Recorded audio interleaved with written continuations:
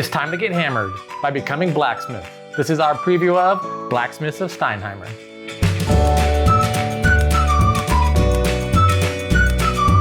Blacksmiths of Steinnheimr is a worker placement game about collecting ore and ingot and becoming the best blacksmith in the kingdom. And I really enjoyed my time at the forge. The creators wanted to make an easily accessible worker placement game, and I think they succeeded. We'll tell you all about it after this quick how to play. The goal of the game is to collect ore, turn it into ingots, and trade in those ingots for items that are worth points. Each player has one worker, and on their turn they will place that worker on a location and take that action. Then, the player will remove a different worker from the board and take that action. Players continue taking turns until one player has met the required item count according to the number of players. At the end of the game, the player with the most points from items, town cards, bonuses, and leftover resources wins.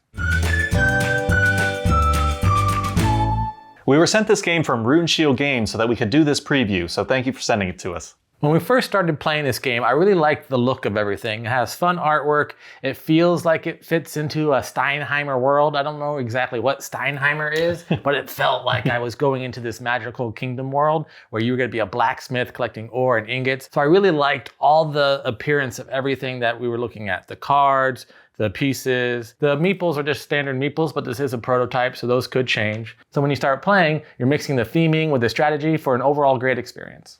Overall, when I first saw the game, I didn't know how I felt because, the artwork, it's not like bam in your face, but it's got a lot of nice colors. And then when I saw some of the cards, I was like, okay, not too detailed. It's pretty simple to an extent, but I think what really got me was the purpose or the why this game was made. Yes, it teaches worker placement, but it doesn't overcomplicate it. So if you get this game, then you'll start getting more worker placements. I kind of like that idea of thinking about this more of this is an intro game. And, once you get this, then you'll understand like paladins or artisans or whatnot. Yeah, the creators wanted to create something easily accessible for a worker placement game. And this is very easily accessible because you have one worker, you play it, you take the action. However, I do like the mechanic of you remove a different worker and you also take that action. I think that is a good mechanic that can be incorporated into much more complicated games that people can play 3 or 4 hour campaigns using similar kind of mechanics with those worker placements. So yes, it is simple, but it has some good solid mechanics to it.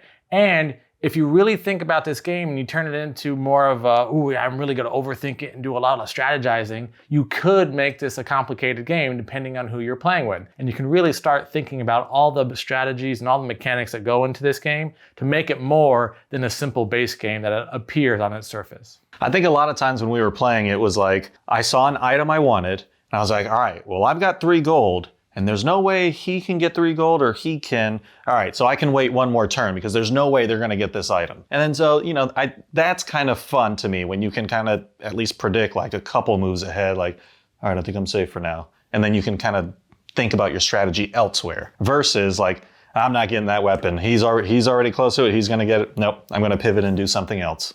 And if you end up in a circumstance where someone does take the weapon you are going after, there are always 4 weapons available in the draw pile. So you can always kind of pivot and go after something else. It's never that difficult to change up your strategy and get another weapon and still be right in the game. So you're a blacksmith, right? And then so we're getting ores. So one side is the ores, and then once you forge it, then it becomes an ingot. And then the ingots can buy the weapons. Or like, let's say you were working on a strategy and it didn't work well, then all right, fine. You can either like over collect and then just discard it, or you can get these town cards. So the whole pivoting idea just makes sense, even if you overcommitted to one thing. I do like the different options for getting points in the game where you have the item cards, which is kind of the end game scenario. Once a player reaches a certain number, depending on the number of players playing, that starts the end game, and then everyone takes an equal amount of turns. But then there are also town cards. So as Lee was saying, if you don't turn your ore into ingots, if you just turn in your ore, you can also get town cards, and you can get a lot of points from doing town cards. So I like a lot of the possibilities that this game presents. Again, it's very simple when you first look at it on the surface level, but the more you dig into it, the more complicated you can make it if you want that type of game.